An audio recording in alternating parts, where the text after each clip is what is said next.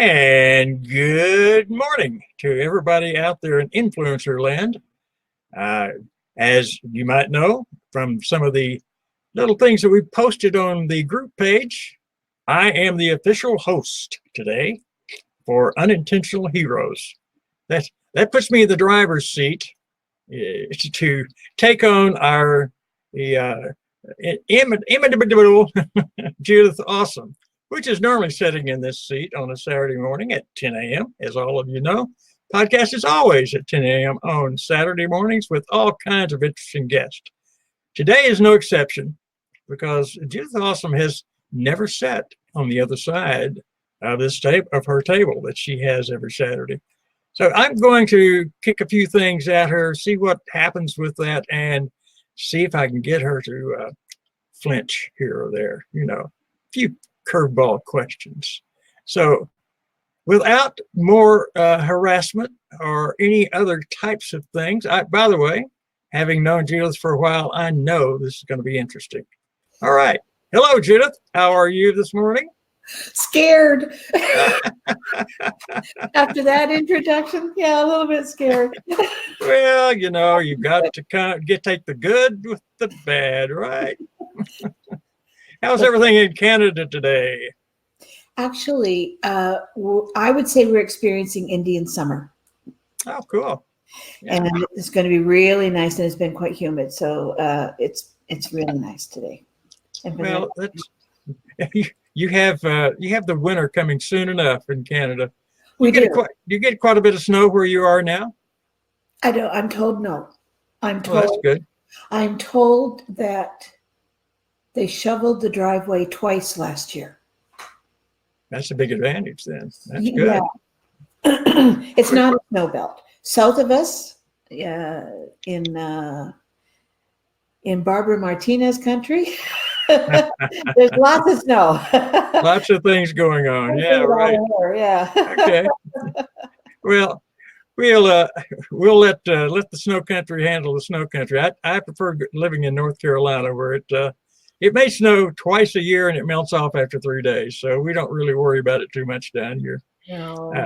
And always a nice fall, which we're into now with some cooler weather at night.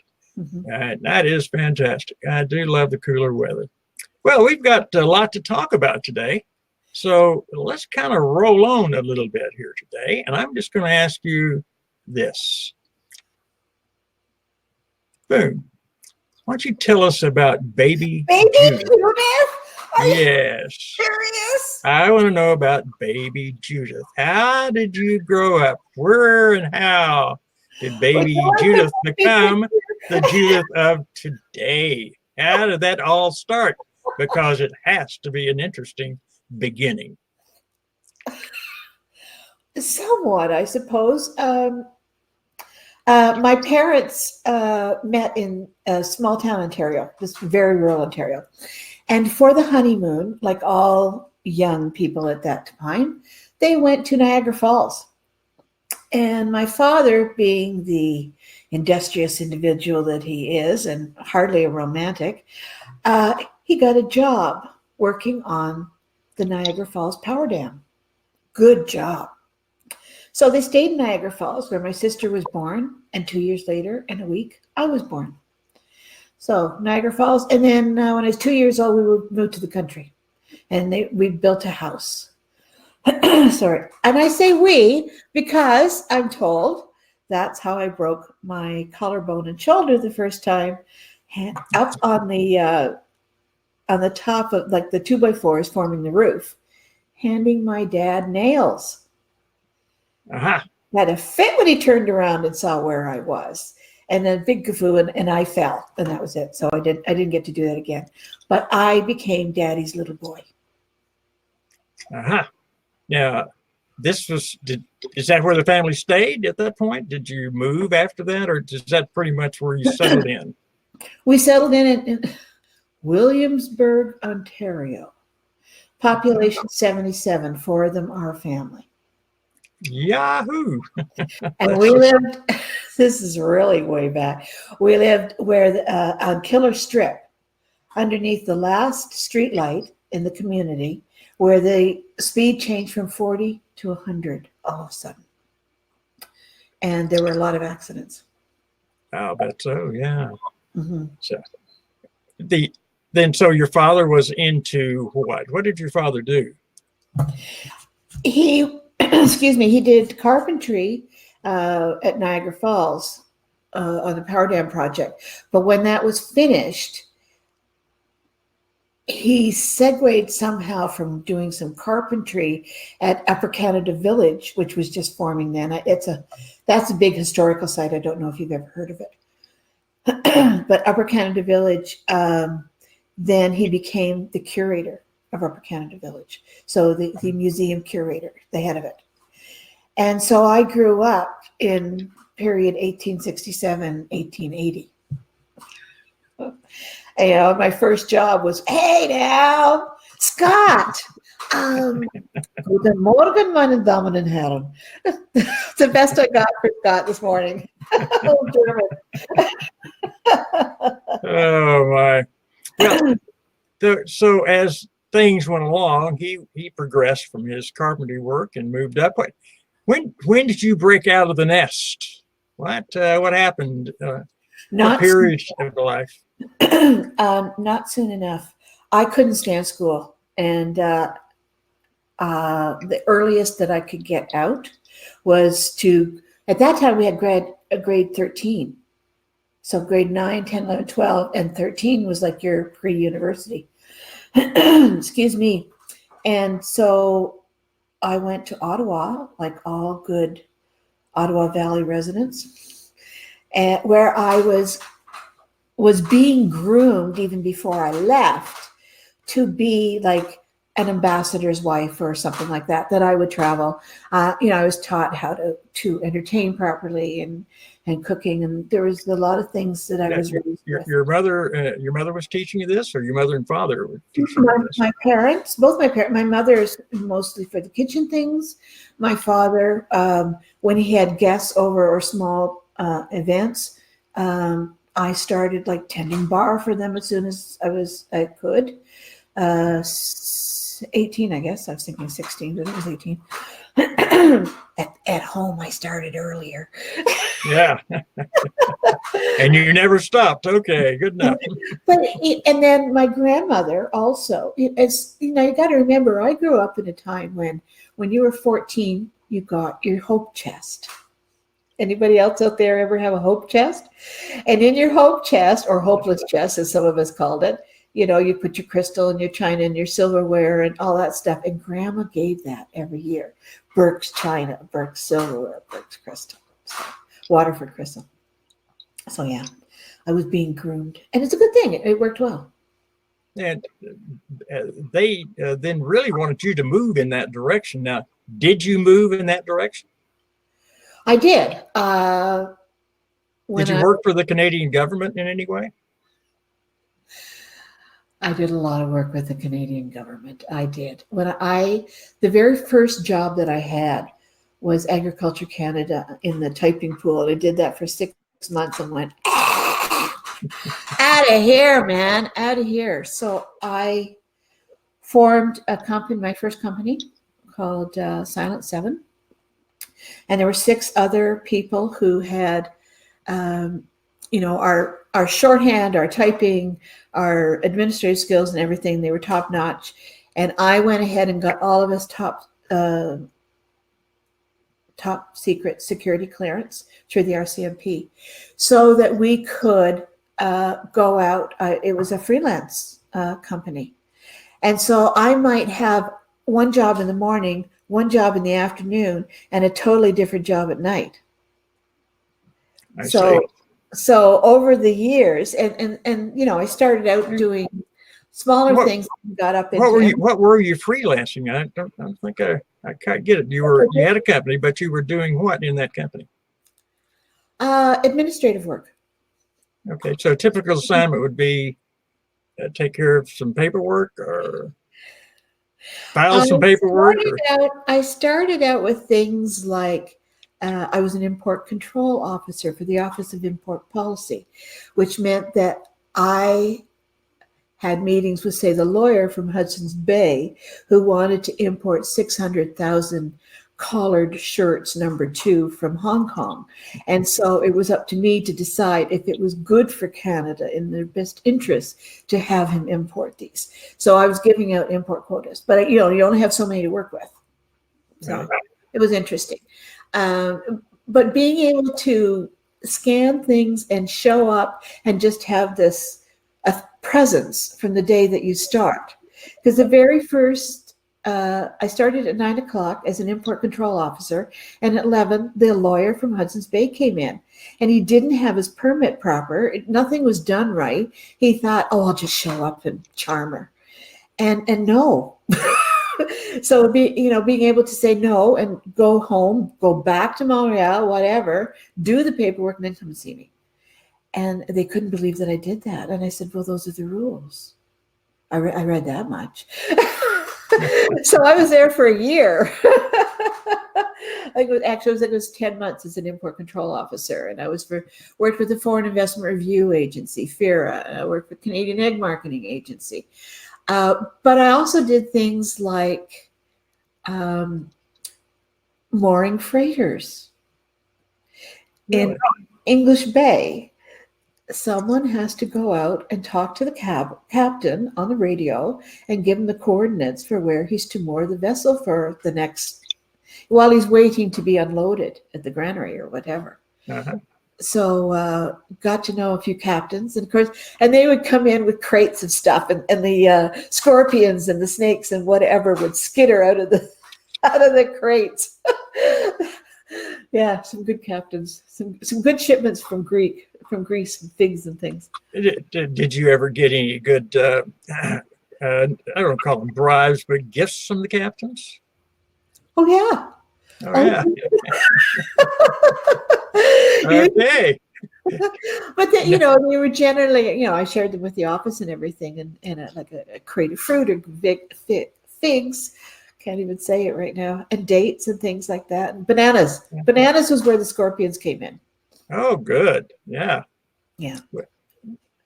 Now you did move on. You started traveling, I think, inside or within somehow the government itself. What did you do there? My first trip, my first outing was. You were actually assigned to these locations. Am I correct? I applied and was accepted. So you go through a board and you're interviewed and everything. And I was accepted to work for Doug Valentine, who was the attaché for the Lebanese embassy, or the Canadian embassy in Lebanon. Right. But they were just going into war, and there was, a lot of hesitation whether we were going to go or not. We went, and within 2 weeks, I ended up being sent home because Doug's wife had been killed in action outside the embassy. So they just buttoned up everything and we're out of there. Right. So that was my first assignment. Oh, good. Yeah. Very, very exciting, to say the least. Yeah. But how many? I did quite a bit of traveling with the Office of Import Policy, because I went with them on the trade negotiation. So we would have gone like Japan and China and Indonesia, and I spent 24 hours in Hawaii on a sleepover, literally, and then back to Canada. So I had been gone out for 4 months with the government at that time. Yeah, your job with them was what? Were you administrative there, or were you more in the team itself? On that mission, I was a CO3, which is a commerce officer. So part of the negotiating team, rather than being the one who tallied up everything at the end of the night. There was someone else, a CR4, who was doing that at night, not me. But somehow in some of our discussions, I remember you talking about working in a number of embassies around the world. How did that come to pass? I had been working for the RCMP, doing a job for them, and that's the Royal Canadian Mounted Police. Sorry, Royal Canadian Mounted Police. Yeah, sorry. Yeah, okay. That's our CIA, FBI. RCMP. All right, go ahead. And then the commander came down and said, the Queen's coming to town, and we need to put someone on that. And you have managed some events for the British High Commission, so they've requested you. I said, Whoa. okay. Okay. And who all is coming and when, So actually it was the Queen and Prince Philip and Charles, Prince Charles at the time. So, and that was certainly in his younger days. That was my first, that was probably the highest. But above that also was the Governor General's annual summer garden party. And that is a big deal. It's a 6-month plan, 30,000 people, including elephants for the kids. Oh boy! So you were in charge of these events. You were the top layer, and delegated below. Is that what happened there? Yeah, I was in charge. It was my gig, and speaking with Barnum and Bailey Circus and trying to negotiate a pink elephant for the Governor General's summer garden party and that sort of thing. And then the hue and cry was starting then about having elephants, and it just gets political and ugly. But back to, I know that you were in probably 10, 12 different countries. I don't know if you had time to pick up a map and point out some of those, but tell me why you were in all those various countries. Oh, okay. When I worked for the various when I worked for the country itself, that would have been in Ottawa in their embassy. Okay. So when it was that kind of, let me see. Hang on, if I can. Got the world map. Whoa. I'm going to try and share my screen. Application window, Chrome tab, world map. Okay, can you see the world map? Not yet. Not yet. Oh, here we go. Oh, okay. So now, but you can't see me, right? Or you can? Oh, yeah. Yeah, you can see both of us now. Keep going. I can't see anybody.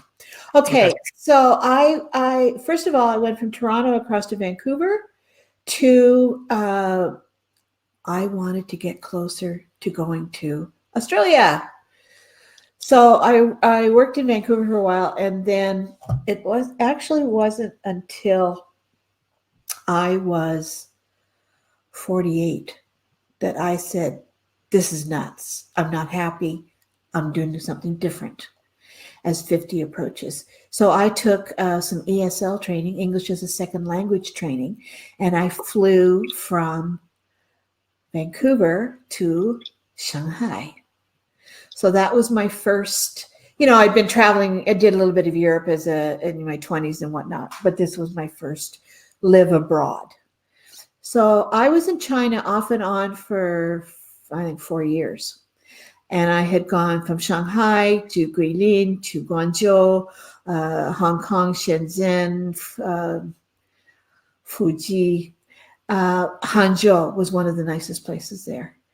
While I was there, I used Shanghai as a hub to go to South Korea, and took a bus and got off the bus on the north side. Touchdown, picture op, back on the bus, bye-bye. So I did make it to North Korea. Japan, Taiwan. Didn't make it to the Philippines, but when I was finished with China, my next spot was Vietnam, which I loved, crossed Cambodia to go to Thailand. And then I came home to Canada for a bit when my mother passed. And then I went back and I went to Agadir. No. I went to England, very old. And I was coaching a Chinese fellow who was in his 11th year of a 7-year hotel program. And Daddy wanted him to pass. So I was to help him with his final assignment. his thesis, if you will. So I was in Huddersfield University, and I was there for, I think, 6 weeks. I was supposed to be there till like a whole semester. And I couldn't stand the weather in England. And I went to a Thomas Cook travel agency, and I said, where can I go that I don't need to wait for a visa? They have good weather. It's one flight, no connections. And I can stay there for a period of time, not just 14 days. So we came up with Morocco in the south, Agadir. So I was there on and off for 18 months. And then I crossed over to United Arab Emirates in this area, in the Gulf. And between United Arab Emirates and Egypt and Oman, I had 5 years in Oman. That was where I ended up. Now, at that time, what I had done is and I used that for a trip as well, being there in Oman. So what I did was there was an Eid break, and I had 6 weeks vacation. I went to Madagascar. I went to the Maldives. I went to Sri Lanka, to Goa in India. And I didn't like Goa. I had loved everywhere else I had been, and I got to Goa and I went, what's this? Like, it was like Eastern Europe had just moved in, and it really wasn't Indian. And so I spoke with a friend of mine who's the CFO of the Omani embassy in Mumbai. And so he said, oh, come to Mumbai. We'll go to Agra, and we'll go to see the Taj. I'm like, wow, Taj on my bucket list. Absolutely. Went to see the Taj, came back, spoke with another friend of mine who was in Lahore, Pakistan, Muhammad. And so I went to Pakistan for like 4 days. And then I came back to Oman to continue teaching. And that was where I discovered that I had picked up a parasite. The one and only thing that ever happened to me while I was traveling. I never lost a suitcase. Held at gunpoint, but I had never gotten ill or had Montezuma's revenge or anything like that. And that's where I ended up, and I came home. Now, before we move off of this topic, why don't you tell us a story, one of the most interesting stories you can think of during your travels, just something that stands out in your mind. Oh gosh. Wow, which one?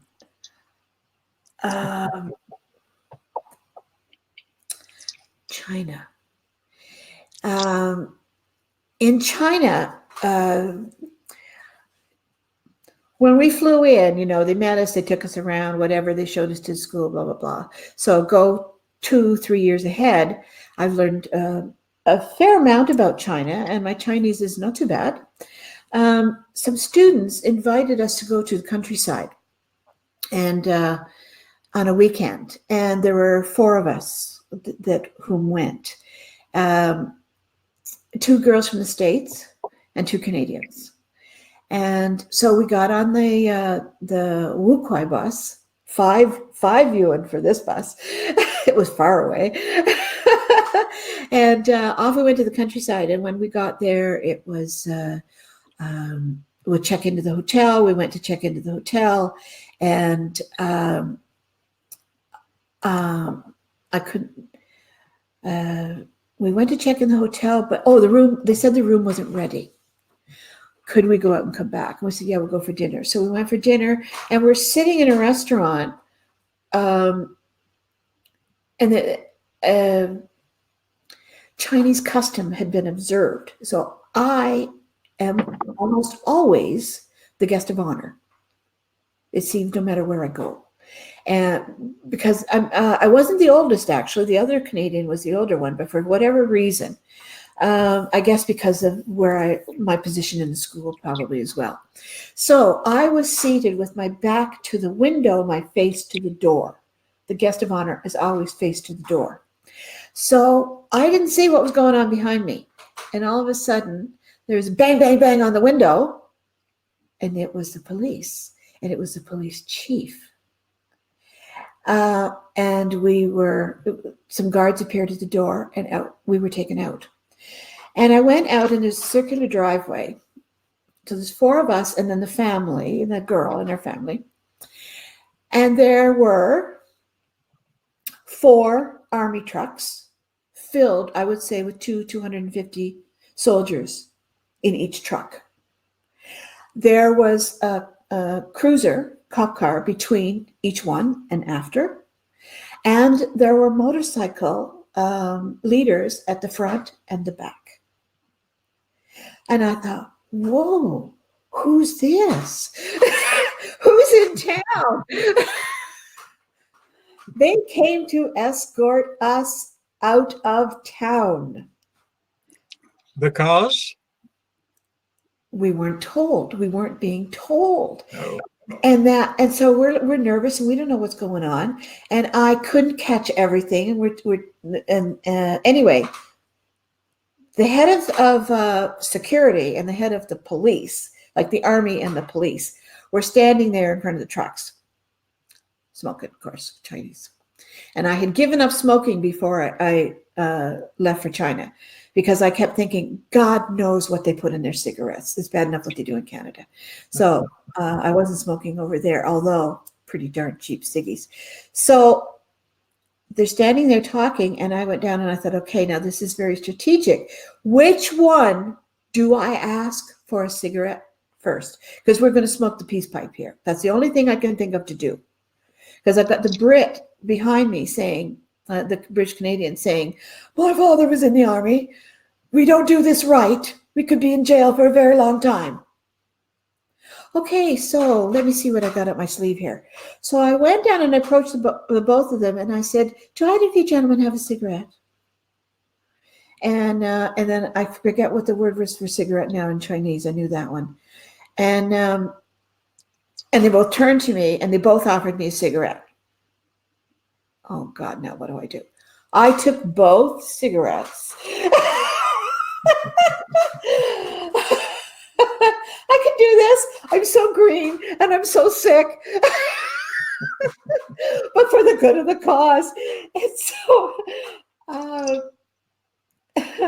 anyway, it ended up that they were a bit more peaceful about it. They allowed us to stay that night. So we were put back into the hotel. The room was ready. We stayed the night, and they held guard on us and trotted us out in the morning, and they went so far as to get my key and lock me in my room, like in my suite, back in Gannan when we came back. And what I found out was 2 things that happened. The hotel we were in was a meeting of a very high-level communist meeting, secret meeting that weekend. We didn't know that. And this is how I keep getting in these situations. The other thing was, they want Lawai, foreigners, Lawai are not allowed in this town, because hidden in the bunkers underneath in the hills that pop up automatically are the arms for Taiwan and beyond. Ouch. So Okay. one of the 13 forbidden zones. But we said we didn't know it was forbidden, and the family didn't know that they lived in a forbidden zone. None of this was clear. And so I remember going back to the university and saying to the powers that be there, where are these 13 forbidden areas? Because if we know where they are, we won't go there. Well, you should be clearing your travel with us every time. I said, there was nobody here. Everybody was off in Shanghai or other places doing school things, and there was nobody there to check with. So how did it work out? We were never given the 13 regions, I think, because they don't know them. Okay. They make them up as they go along. Okay. Yeah. That's good. Anyway, Right. that was it. We kept on teaching, and that was it, and that was fine. That was, it was pretty close. All right. That Well, being tossed in jail in Dubai. We'll save that for another day. Let's turn the subject over to, when did you first get interested in digital marketing?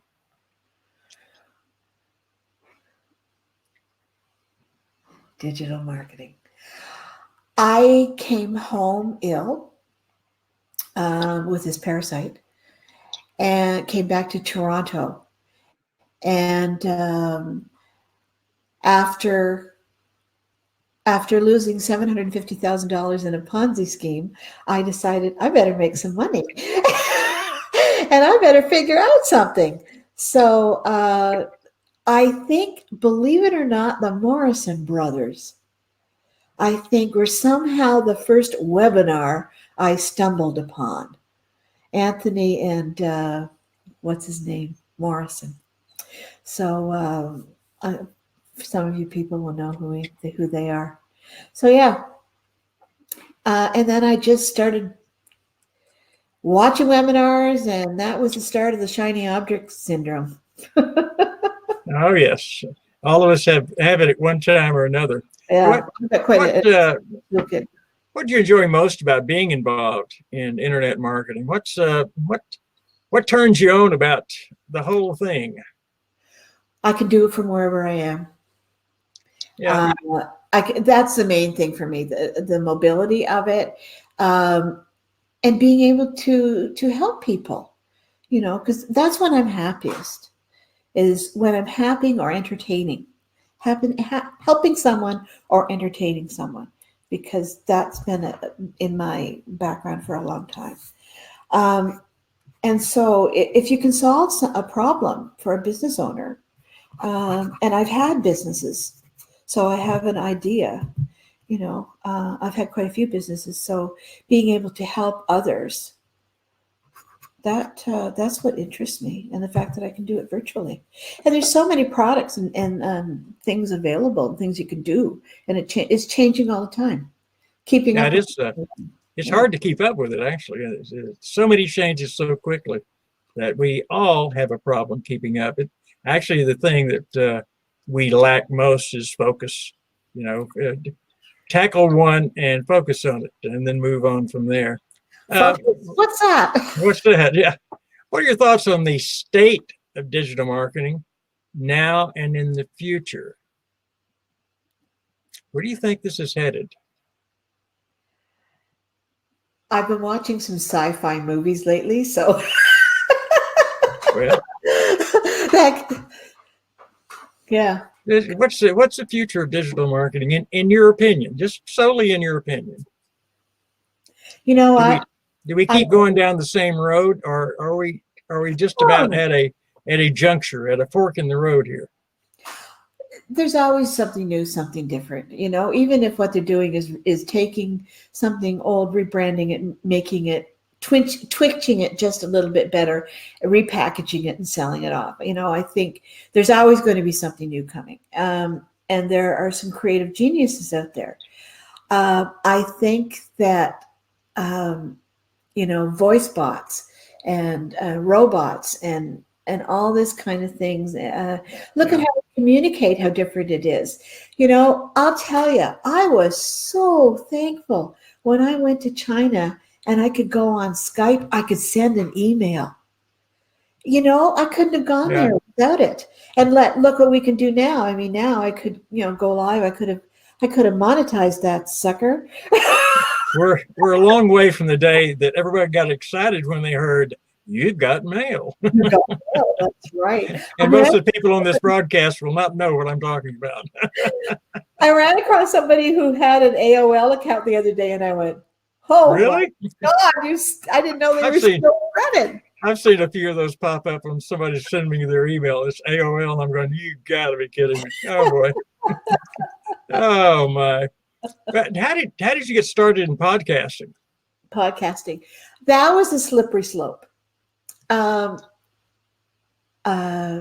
Dean, who was on here before, Dean Gilmore from Video Remix, had asked me to do a live. He was trying to get people to do them. He was trying to encourage, as we all are, that lives are here to stay. and they're a good marketing tool. And so he had asked me if I would do a live, and I did. And it brought back a lot of memories of public speaking awards and different things that I had done in the past. I remember you got mail, but I don't know who that is. You should log into StreamYard so we know. Excuse me. What were we talking about? Right. Well, let the host take care of the comments, would you, please? Yeah, sorry. I'm just the fake host right now, so, but come on, give me a break. Give me a break, will you? Yeah, and log in above if you want people to know who you are. You got to log in up top. Okay. So I get to see who it is. Yeah, I'd like to know who remembers AOL and You've Got Mail. I'd like to know who that is myself. Okay. Go ahead now. I think the future is pretty darn bright, and I think there's no way that I could even foretell where it's going to be. I hope that I see more in my time. I think our grandchildren are going to have an amazing life. Scary. I agree with that, but my question was, how did you get into podcasting? And hello? Yeah. The question was, how did you get into podcasting? And you were telling that story. What are your future plans as far as your podcasting?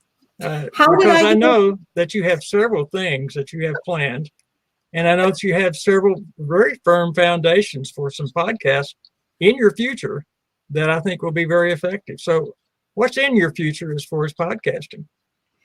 To answer your question, that would be me. Oh, sorry. In answer to your question, you asked me if I would do a podcast, and I thought I'll give this a try. And then Earthlink reach out to me at Earthlink. So thanks, Rick. Thanks, Rick. Yeah. At any rate, I discovered that I quite like them, and it was nice to see. And people who look at and say, "How can you do that? How can you put yourself out there like that?" And I was glad to hear Barbara Martinez talk about that. There are just some of us. I don't think about it as getting myself out there. I think about it as entertaining someone, and hopefully in a positive way, or educating them or something, so that for a few minutes they're not thinking about all the trials and tribulations that bother them. And that's solely where my podcasting goes, and why I enjoy it, and why I don't mind that I'm not the most beautiful person in the world, and still I do podcasts, and I don't care. And I've made that clear. But I have a few. So we've got Unintentional Heroes, of course, which is Chambers' baby. Who's in Charge? Who's in Charge is a podcast that I've created that will help a business owner become better known by his customers, by his clients. Very helpful for building loyalty. Also helpful for if you're a restaurant, bringing on a new chef and announcing them. So, and this can be put in your Instagram, in your Facebook page, in your YouTube, anywhere that you want. So it's an interview with the business owner to promote their business, and to get people more loyal to them because they've gotten to know them a bit.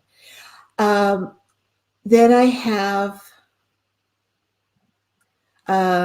You Can't Be Serious, which attempts to take on it's changed venue from where we started out on this, but what it does is sort of investigative reporting more.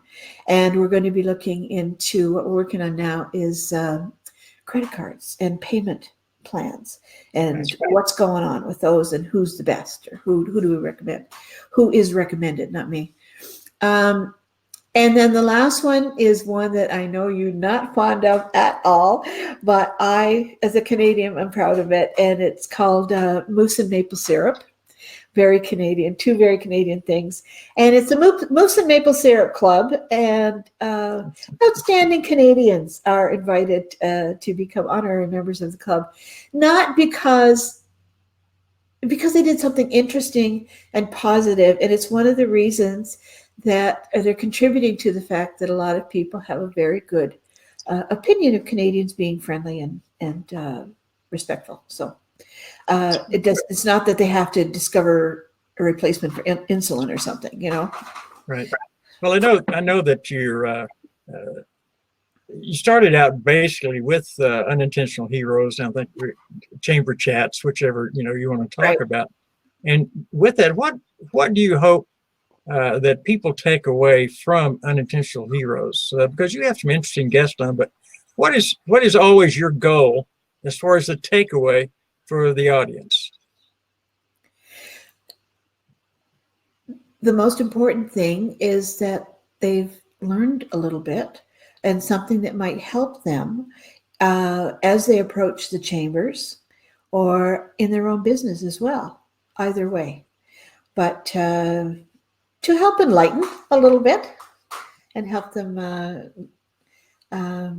with their work with the chambers, for sure. Very good. All right, just to kind of wrap things up a little bit, what is the best advice you can give for anyone that is getting into the digital marketing biz? What slice of advice coming from Judith Aussem in Aussem Media, your company, what would you suggest to these people that are watching and saying, well, this is very interesting, but I've got this and this and this and this and this I'm doing. What is your best advice for these people? These very talented people, I might add too. I think one of the best pieces of advice that I think I could give is if you can find someone to mentor you.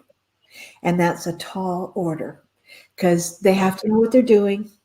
And you have to be able to have a rapport with them. I think if you can surround yourself with a good team, then you're going to prosper as well. And I think that it's possible to have 3 or 4 mentors in your group who you might go to for slightly different pieces of advice. But they all help steer you in the right direction and keep you away from some of the shiny objects that are out there. I mean, we all buy them. And thank God we get to a point where we say, you know what? That'll be up for grabs again on Black Friday, or whatever it is. Like, yeah. I don't have to get it right now, and that was the biggest thing for me to learn actually about those things. But if you surround yourself with good people and you can allot yourself a specific time to work and do that diligently and focus, then you can't help but be successful, I think. I agree entirely. That's focusing and having people around you who are sharing the same goals in the same directions and understand the journey. There's where you have to run into people that have been around for a while.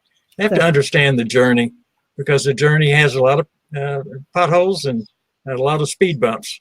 So that's very, very important. Judith, we appreciate your being on today very, very much. Is there any final words you would like to say before we close out for this morning's Unintentional Hero podcast? I have no sage pearls of wisdom at the moment. Okay.